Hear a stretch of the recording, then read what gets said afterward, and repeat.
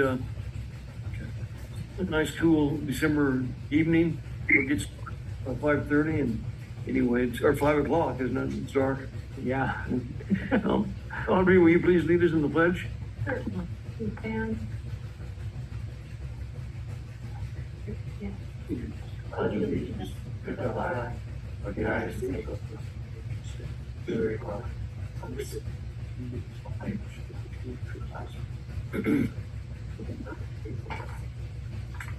Thank you much.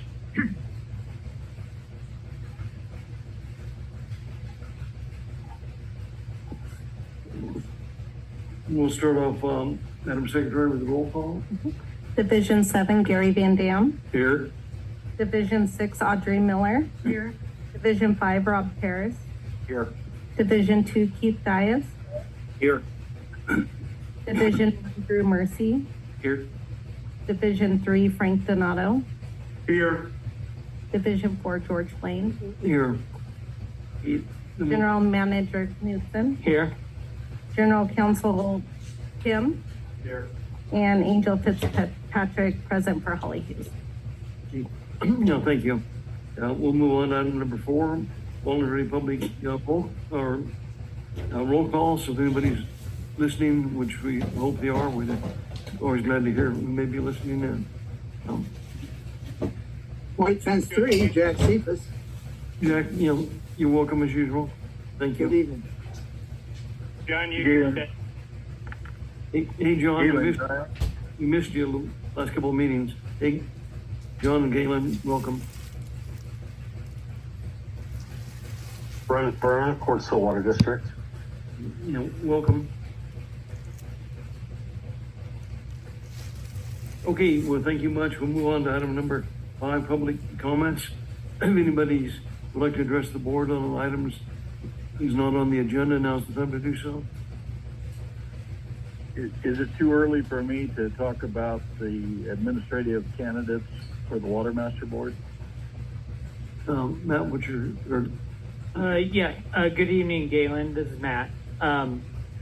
So we don't have a specific item on the AVEK agenda to talk about that, but my recommendation is that you could bring that up during our discussion regarding the Water Master agenda. okay. Galen, is that okay? Sure. It'll be down the agenda a little bit. Okay. Okay. Thank you. Then, we'll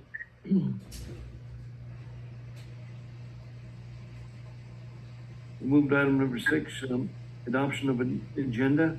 So board order would be in order. Mr. President, I move we adopt the agenda. We have a motion by Director Parrish and a second by. Agree. I'll second it. Okay, Oh, well, Frank can second. okay. Rob Parrish and Director Donato. If there's no further discussions, Madam Secretary? Gary Van Dam. Yes. Audrey Miller. Yes. Rob Paris. Yes. Keith Dias. Yes. Drew Mercy. Yes. Frank Donato. Yes. George Lane. Yes, motion carried. Thank you. Then we'll move on to item number 7, consent calendar. We have just one item on that, approval of the minutes of November 12th. So, I'll make a motion. We approve the consent calendar. This is Keith. okay, we have a motion by Director Dias. Director Miller, a second. Director Miller, we have a second. There's no further comments or discussion. Madam Secretary? Gary Van Dam. Yes. Audrey Miller. Yes. Rob Paris. Yes. Keith Dias. Yes. Drew Mercy. Yes. Frank Donato. Yes. George Lane. Yes, motion carried. And we're moving right along, so we'll move on to item number 8, Finance Committee. Director Donato is chairman of that committee. We'll turn it over to. Yeah. Thank you. Finance Committee met the other day on the 6th, and we have board order here, and also item 8A1, consider possible action to accept and file the check registry list for the period of November 14th through the 27th of 2024. And our manager, Matt, will go over what some of the items. All right, good evening. Thank you, Director Donato. So beginning on page 11 of your board packet is our typical checklist, and I'll kind of hit the highlights that we discussed with the Finance Committee last week. So on the first page, I check number one, or item number one, payment to DWR in the amount of $991,000. That is for the variable costs or delivery charges associated with moving just over 5,000 acre feet during the month of October to the Antelope Valley. Most of that water was used directly at our treatment facilities. Very little was used for recharge. Also on that first page, item number 20 is a monthly management fee with PFM Asset Management.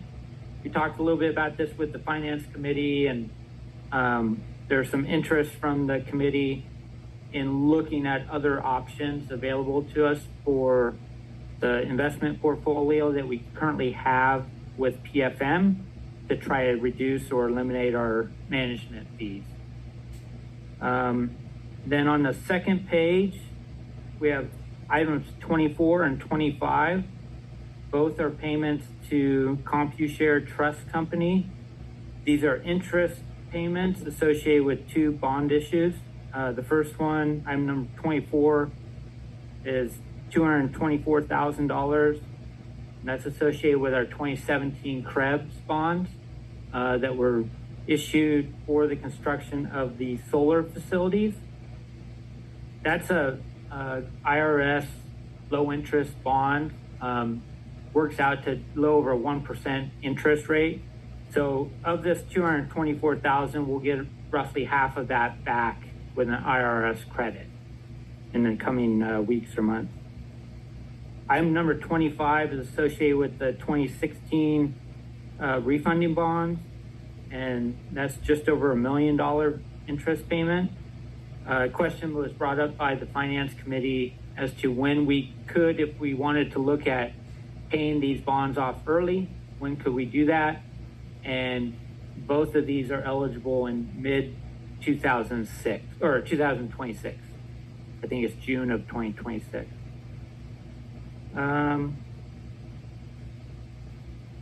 Those were the highlights on those pages, and there's nothing else I wanted to mention, but feel free to look through, take a minute, look through the list. If anything jumps out, be happy to answer any questions you have.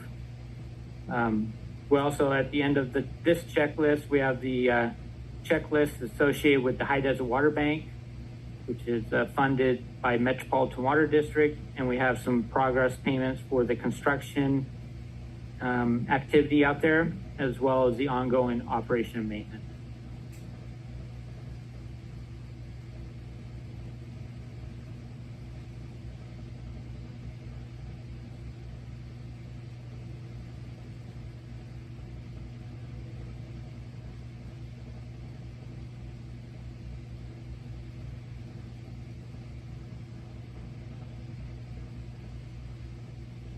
Okay, any questions or comments from the Finance Committee or Matt?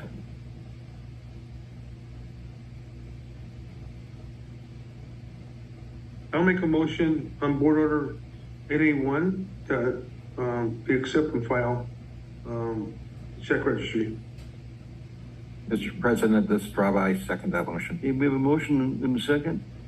And if there's no further questions or comments, Madam Secretary? Gary Van Dam, Yes. Audrey Miller, Yes. Rob Paris, Yes. Keith Dias, Yes. Drew Mercy, Yes. Frank Donato, Yes. George Lane. Yes, motion carried. Yeah, good job. We'll move, moving right along to item number B, water projects. And Director Miller is chairman of that committee. Thank you, Mr. President. So this is item 8B1, and it's consideration possible action to award a bid for the Mojave feeder and the Lake Hughes feeder valve replacement project. And it looks like engineer Justin is ready to tell us all about that. I am. Thank you.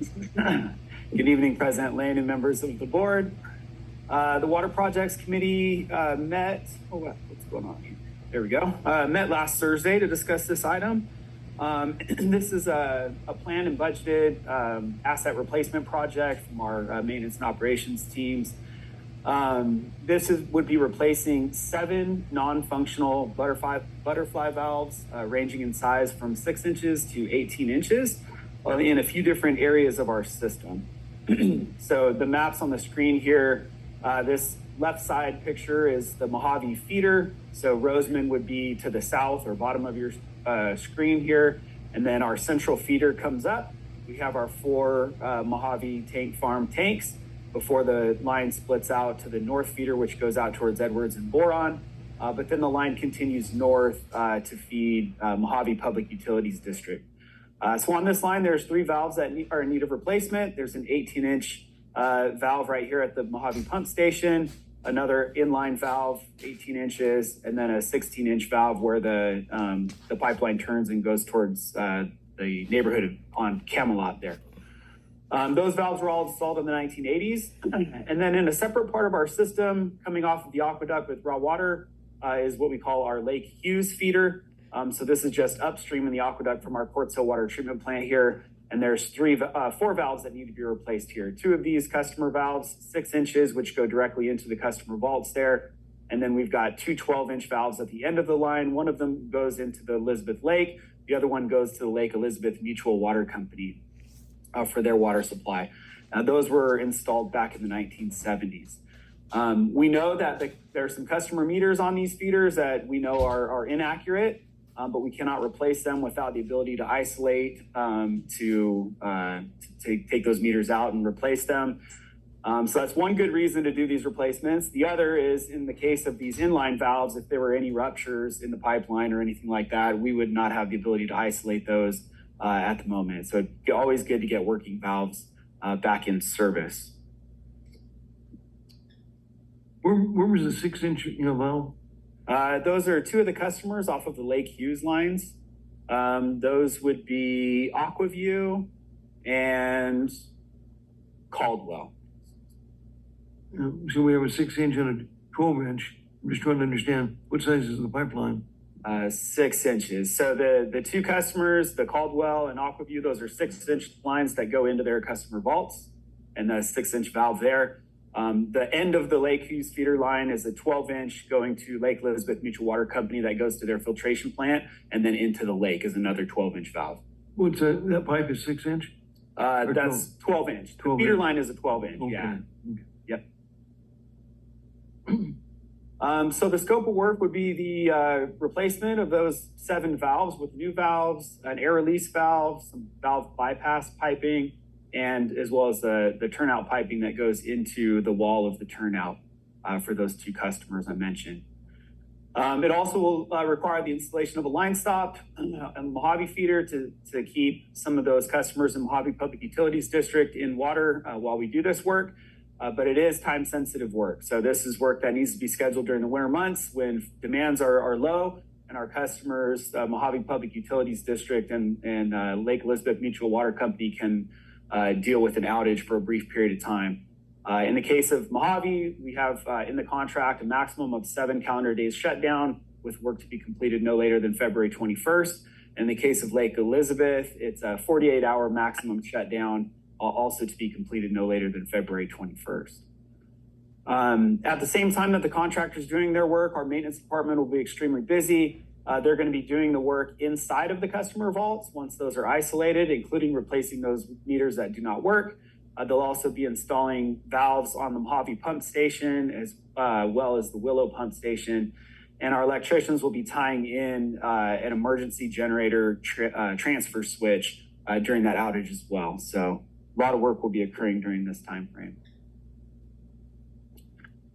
So we prepared engineered plans and specifications to bid this project out. We posted it on our website. We shared it with online plan room, the Kern County Builders Exchange, which has gotten a lot of exposure for us in the past, and sent it directly to some contractors that we've worked with in the past. In total, 11 contractors received the plans for the project through one of those various avenues.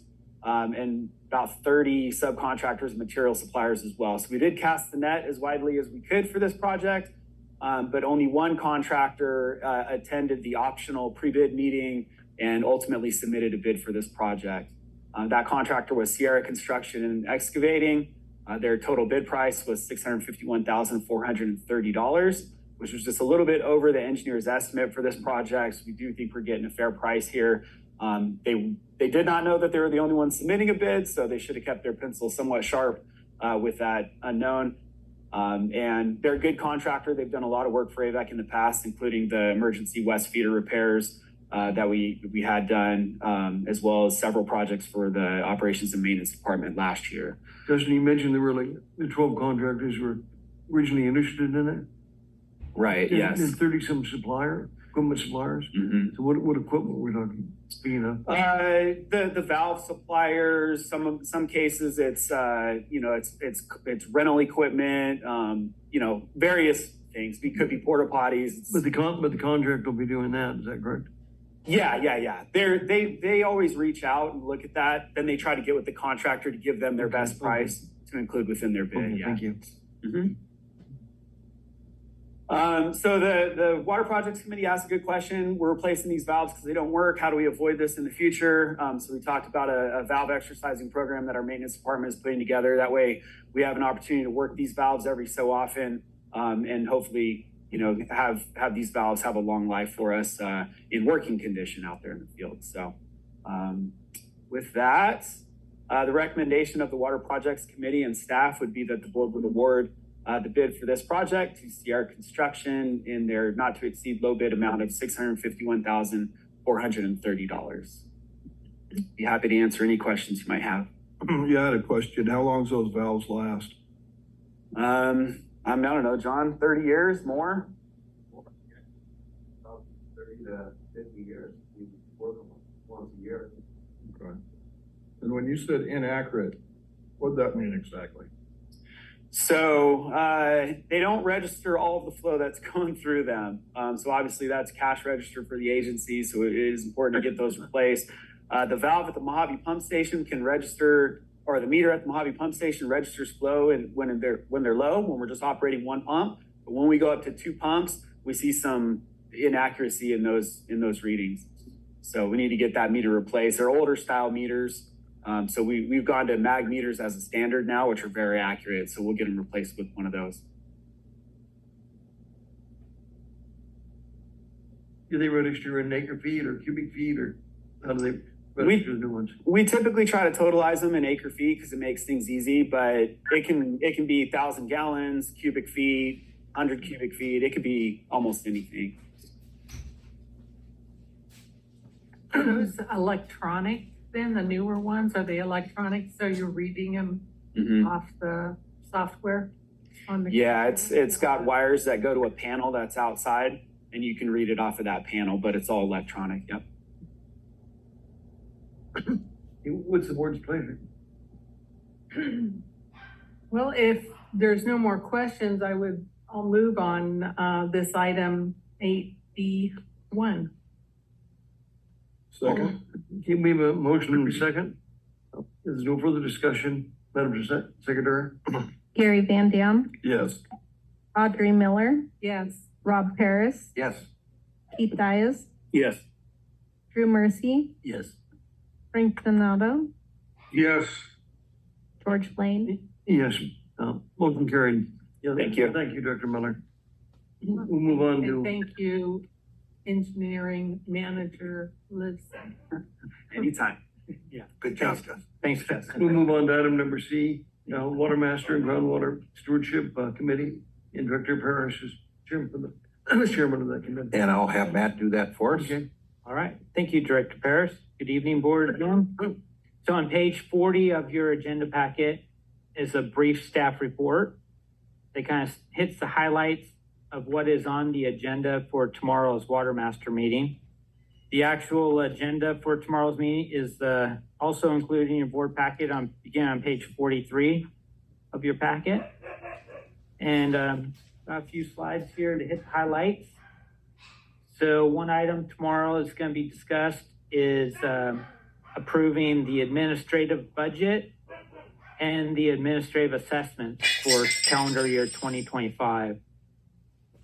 Both of these have been reviewed by the advisory committee, and they recommend approval of setting the administrative assessment rate of $9.50 per acre foot.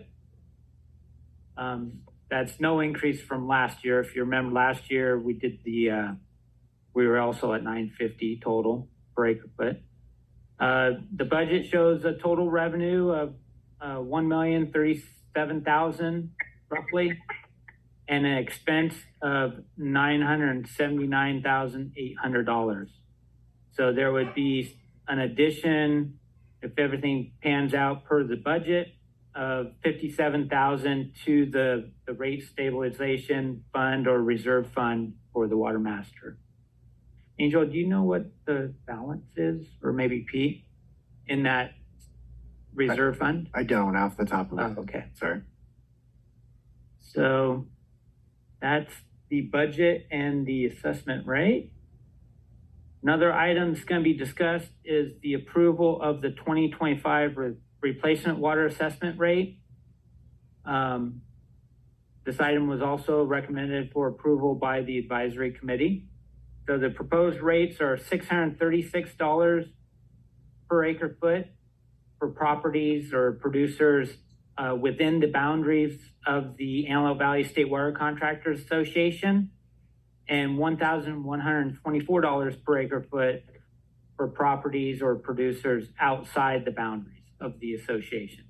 And just a reminder why the difference. The sole difference is that properties outside the association boundaries have not been paying taxes towards the state water project cost. So if you remember, we hired Raftelis to prepare a financial model for us to capture what that cost was several years back. And we've been using that methodology from day one. It was also, challenged at the time from Phelan Pinion Hills, and that our methodology stood up before Judge Kumar when that was challenged. So we feel like we have a really good rate model and methodology for calculating the replacement water assessment rate. Another factor that goes into that rate is AVEK's untreated water charge. So that captures all the state water project cost and AVEK staff time, banking cost, etc. Another factor that we put in here is we account for the 10% loss through the recharge process in this rate. So as I said earlier, the advisory committee recommends approval of the rates as well. Any questions on this item? What's the price of untreated AVEK water? It's going to be in the $575 range, roughly. Yeah.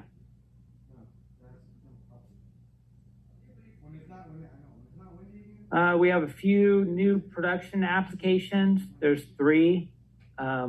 All 3 have been reviewed by the advisory committee, and they recommend approval of these. They're all 3 domestic. The third one there is a little bigger lot, and they have some ag use as well as the domestic use for some livestock and pasture for growing alfalfa or grass. They have some horses and vegetables, etc. So that's 5 acre feet per year. The other 2 are less than that, 2.5 acre feet per year and 0.35 acre feet per year. And there's also 3 transfers that are going to be reviewed. All 3 are permanent transfers of production rights. The first one is from Sahara Nursery to Sylvestra, 2 associates, 22 acre feet per year. And the other 2 are from Craig and Marta Van Dam. One is to Calandry Farms for 86.5 acre feet per year. And then the second one is 80 acre feet per year to California Compaction. So both of those on the applications were listed as investment purposes only, which means they have not identified where that transfer water will be pumped. So if approved, those parties at some point, if they plan to pump the water that's being transferred, they'll have to identify that and get approval by the water master. The advisory committee also recommended approval of all three of these applications. Any questions on those?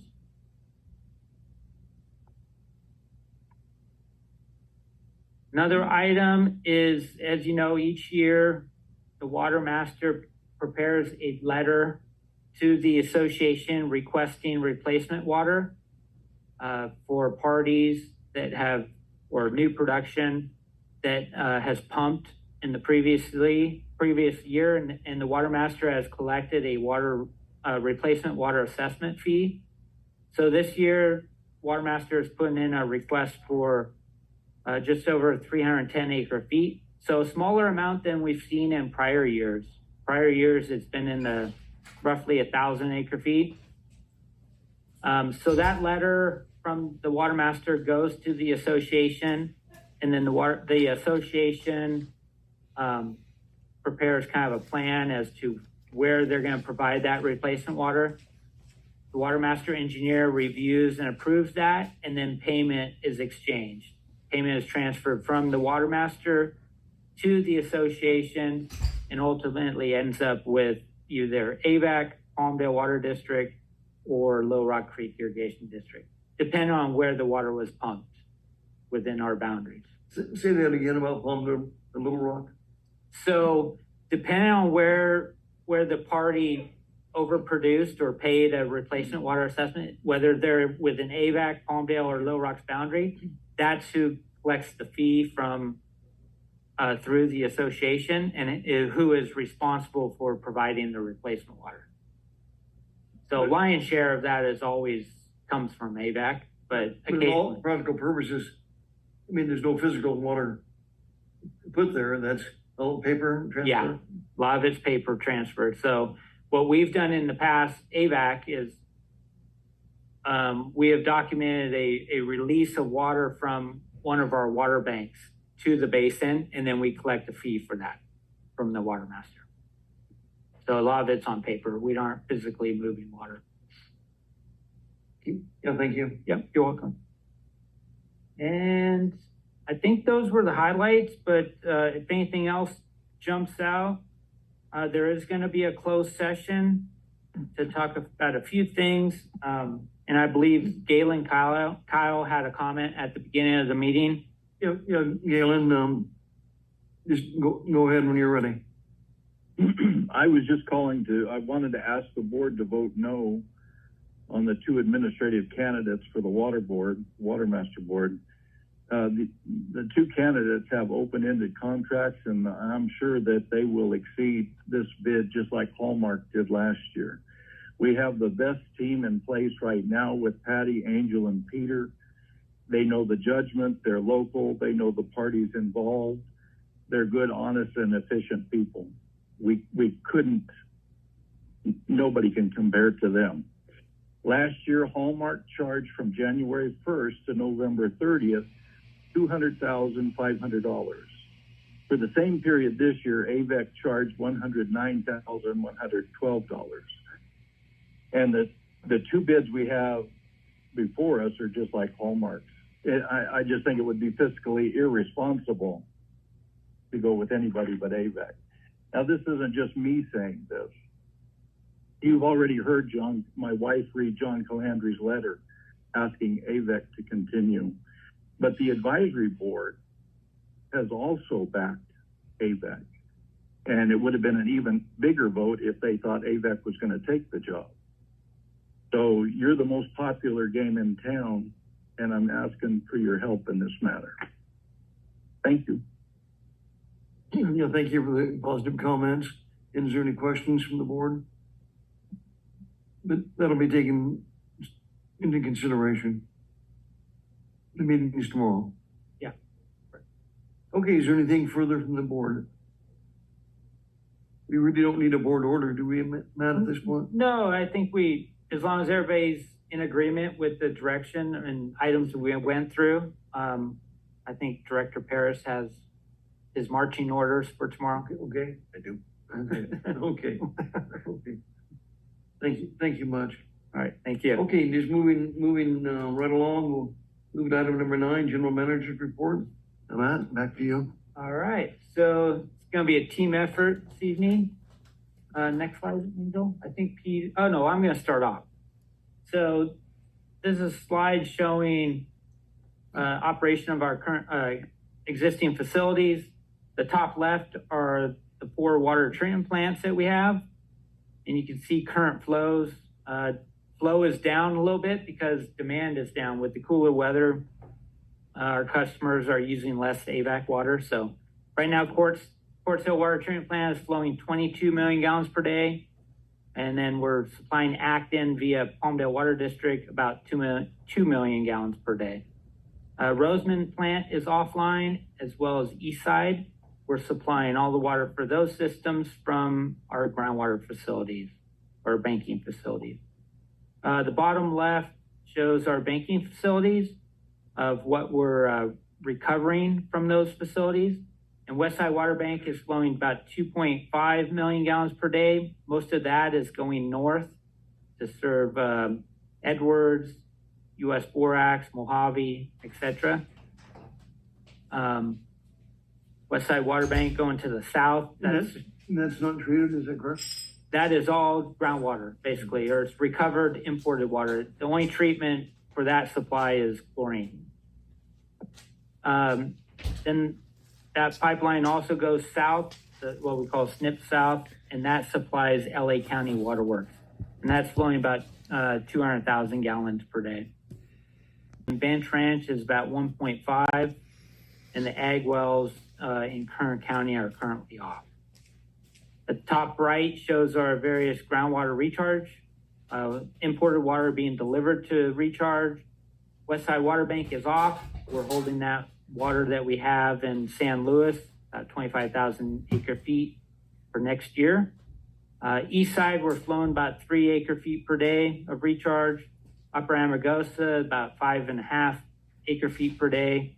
And then High Desert Water Bank, for the benefit of Metropolitan Water District, is just under 200 acre feet a day. And the word is from Metropolitan that will continue to flow that rate through the end of this calendar year. And if we don't see a significant increase in the allocation, that we're going to stop recharge for the benefit of Met at December 31st. And then and they're going to wait. Metropolitan wants to wait until the allocation hits at least 30% before they would start recharging again. Interesting. Yeah. I got some notes down below there. I mentioned the 25,000. What percentage is that capacity? I mean, is it quarter, or it's not half, is it? Metropolitan? Which capacity? The 30? Where we're recharging for Metropolitan. Well, that's 100% of the capacity at the High Desert Water Bank. Is that your question? What percentage capacity have we delivered? How much more can we deliver to the bank? Oh, a lot, I'm sure.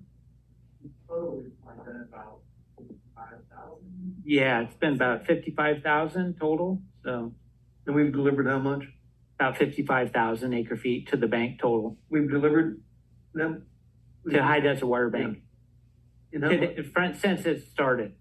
And how much more can we deliver? Well, we're kind of maxed out at 200 acre feet a day. So we're trying to figure out how full is it, and how much more can we put in? I think it's. Oh, you mean total volume? Yeah, about 230,000 roughly. Oh, okay. I thought it was 280. Yeah, it's 280, but we've already put in about 50. Okay. Yeah. And we're allowed 70 a year to come out? Yeah. Okay, thank you. Yeah, you're welcome. There's some notes down below there. I've hit quite a few of them. Winter maintenance is coming up for both the East Side and Quartz Hill Water Treatment Plant. So those will be offline in December, January, and John is coordinating with all our customers during that shutdown. And we're periodically running the bench ranch wells to keep the water quality fresh in that system. Any questions on this slide? Yes. The flow to the upper Armagos 5.5 current flow, is that Palmdale City water or? Yeah, most of that is to supply water per our JCFA agreement with the City of Palmdale for Joshua Ranch. Okay. Yeah, Thank you. it's to meet that requirement. All right, so next couple slides Peter is going to take. All right. Thank you, Matt. Good evening, directors. So just a quick look at our state water project supplies. So as you probably got Matt's email, we got a 5% initial allocation. As expected, it was low. They were very conservative with it, and they usually are this time of year. So 5% is all we got. A little bit about like around 7,000 acre feet of table A allocation for us. But we do have close to 25,000 acre feet held over in storage in San Luis Reservoir. Plus, we have our banked imported water supply of over 109,000 acre feet. And then we do have an additional 28,000 acre feet of groundwater supply. So while it is dry and while we may experience a drought year, the key takeaway is that we do have sufficient supplies to meet customer demands, even if it's a 5% allocation in 2025. Next slide. All right, looking to the future. So one of the nice things about having this kind of dry start to the year is there's low spill risk. We have that 25,000 acre feet sitting in San Luis. We don't anticipate any spill through January. Our next allocation announcement will be in early January, so we'll keep our eyes and ears peeled for that. That analysis, when it comes out, will include the last storm that we had. So that wasn't included in the initial allocation. So it'll have this last storm we had.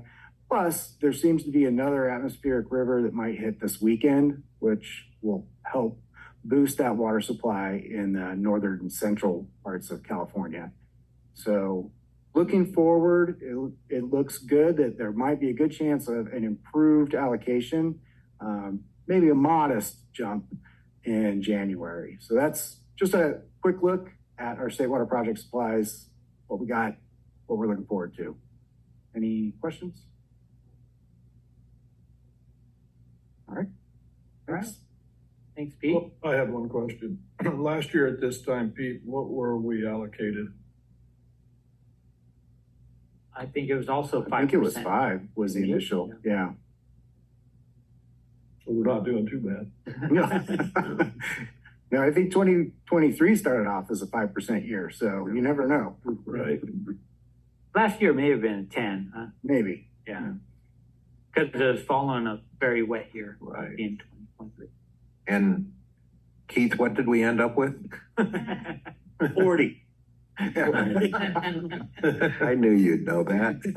Right? Yeah. All right, thank you, Pete. And next up is Jordan Ray, our lab manager, is going to give a water quality update. Good evening, board members. So this is just a quick THM update. Since we use chlorine for disinfection, it requires careful monitoring of disinfection byproducts. Trihalomethanes and haloacetic acids result from combining chlorine with organic carbon in the source water. TOCs, THMs, and HAAs are carefully monitored by staff. THMs, we sample these quarterly at the furthest points in our distribution system. This is where the water has the longest contact time with chlorine, which leads to the highest potential for THM and HAA formation.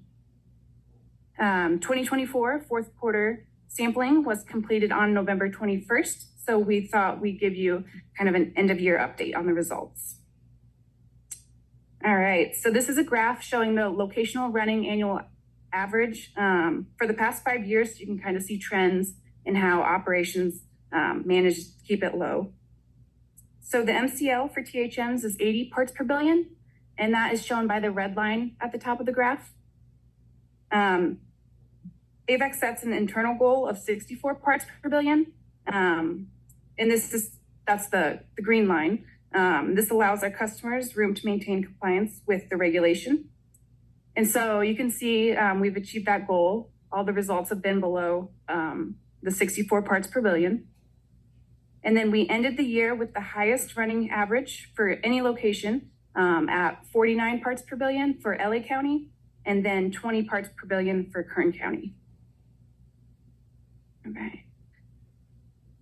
And then this is the running average for HAAs over the past 5 years. As you can see, we never really have any issues with these. Results are always well below the MCL of 60, which is shown by the red line also. We ended the year with the highest locational running annual average being 16 parts per billion for LA County, and then 3.2 for Kern County. So this shows just overall great work by operations in keeping our disinfection byproducts low. So I'll be happy to answer any questions. Can you talk about the forever chemicals you hear about? The PFAS? Yep. Yeah. So we have tested all of our wells, and we have had no detections in our groundwater. So that's really good. We're actually part of a program for the state. Next October, they're going to be doing quarterly sampling of our wells, and that's covered. We don't have to pay for any of it, and then they're also sending people out to do the collection. In a lot of our wells and our water banks, we can go directly to the consumer with chlorine treatment. Yes, they're permitted drinking water wells. So thank you. Mhm. It just happens to be except the Metropolitan Water District. That's where we have the problem, isn't it, Matt? Yeah, the High Desert Water Bank, in order to meet the pump-in requirement for the California Aqueduct, the High Desert Water Bank, we see slightly elevated arsenic level in those wells. So arsenic needs to be below 10 parts per million, and arsenic, what we're seeing out there on average is mid-teens, so 14, 15 parts. So that's what we're talking to Metropolitan about now is what level of treatment is required. Is that, arsenic levels, are pretty, throughout that water bank, is that pretty consistent? Yeah, for the most part. We have a few wells that are just under 10, but unfortunately, the higher producing wells are in the mid-teens. Thank you. Yep. Is there any questions? Yeah, thank you much. thank you. Thank you, Jordan. So like Jordan said, we're doing very good overall with THM control. Upcoming schedule and events. Obviously, we have our Water Master meeting tomorrow at 10 a.m. here at AVEK and on Zoom. You should have all received an email regarding PFM's Economic Outlook webinar. That's on Thursday. We'll have it pulled up here, or you can Zoom in remotely if you'd like. At the AV Edge Holiday Breakfast, scheduled for next Wednesday, the 18th at 7:30 a.m. Make sure you let Holly know so she can get you tickets to that if you want to attend. And then we have Christmas holiday and New Year's holiday coming up towards the end of the month. Our second meeting in December, we'll kind of see how the next week or so goes, and we'll determine if we need to have a second meeting during the month of December. See if there's anything pressing that we need to get approved. Doesn't the directors have any input on that? If we should try to have it or not? It's usually that agenda's pretty light. Pretty light, and most of the times I think we haven't had meetings, second meeting. Okay. We'll just play it by ear, and if we need to have a meeting, then we'll reach out to the directors. All right. Matt, is there anything further? That's all I have. Okay, thank you much. Is there any questions, Matt or any other staff? Okay, moving on to director's reports. Is there anything? Move on to attorney's reports. Request for future agenda items. Okay, that brings us just about the close, but would like to thank staff. They've done a very nice job with the Christmas decorations, and it adds a lot. So yes. A lot of that is Diana and Holly. And well, they've done a good job. Yeah. And no need for a closed session. That's correct. That's correct. Okay. So a motion would be in order to adjourn. Mr. President, this is Rob. I move we adjourn. Motion from Director Parrish. Mr. President, Director Miller will Second that. We have a second by Director Miller. Madam Secretary? Gary Van Dam, Yes. Audrey Miller, Yes. Rob Paris, Yes. Keith Dias, Yes. Drew Mercy, Yes. Frank Donato. George Yes, Lee. sorry.